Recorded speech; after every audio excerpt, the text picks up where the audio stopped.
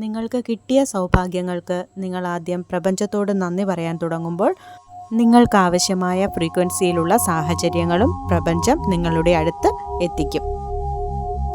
നന്ദി എന്നത് അത്ഭുതങ്ങളെ ആകർഷിക്കുന്ന ഏറ്റവും വലിയ കാന്തമാണ്. നിങ്ങൾ എത്രത്തോളം നന്ദി പറയുന്നു അത്രത്തോളം നന്ദി പറയാനുള്ള സാഹചര്യങ്ങൾ പ്രപഞ്ചം നിങ്ങളിലേക്ക് കൊണ്ടെത്തിക്കുന്നു. അപ്പോൾ വെറുതെ കടത്തെക്കുറിച്ച് ആലോചിച്ച് വിഷമിച്ചിരിക്കുകയാണോ വേണ്ടത്, അതോ ഈ നിമിഷം മുതൽ നന്ദി പറഞ്ഞു തുടങ്ങുകയാണോ വേണ്ടത്?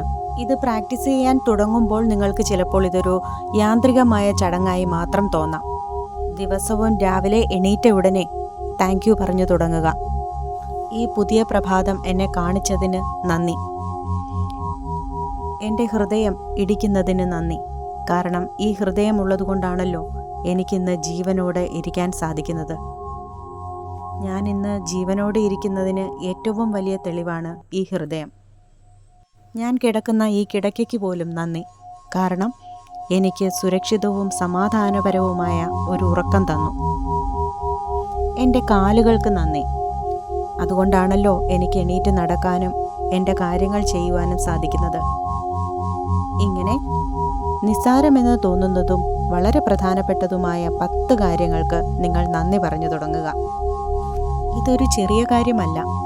ഇത് നിങ്ങളുടെ ദിവസത്തെ മുഴുവനായും മാറ്റിമറിക്കും.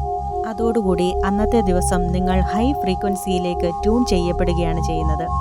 അങ്ങനെ വരുമ്പോൾ നന്ദി പറയാൻ ആവശ്യമായ കൂടുതൽ സാഹചര്യങ്ങൾ പ്രപഞ്ചം നമ്മളിലേക്ക് എത്തിക്കുന്നു. പല വീഡിയോയിലും ഞാൻ പറഞ്ഞു, നമ്മൾ അയക്കുന്ന സിഗ്നൽ പ്രപഞ്ചത്തിലേക്ക് ഏത് സിഗ്നൽ ഫ്രീക്വൻസിയിലുള്ള സിഗ്നലാണോ അയക്കുന്നത്, ഏത് തരത്തിലുള്ള സിഗ്നലാണോ അയക്കുന്നത്, അതിന് അനുസരിച്ചുള്ള സിഗ്നലാണ് പ്രപഞ്ചം നമ്മളിലേക്ക് തിരിച്ചയക്കുന്നതും.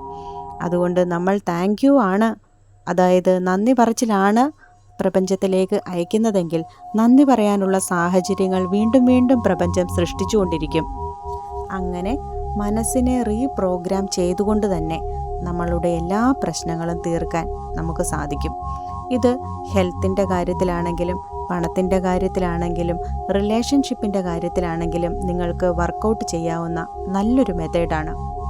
ഒരു റിലേഷൻഷിപ്പ് ബ്രേക്കായിട്ട് നിൽക്കുന്ന ഒരാളാണെങ്കിൽ പോലും എൻ്റെ ലൈഫിലേക്ക് നല്ലൊരു പാർട്ട്ണറിനെ എനിക്ക് തന്നതിന് പ്രപഞ്ചത്തിന് നന്ദി എന്ന് വളരെ സന്തോഷത്തോടു കൂടി പറയുക.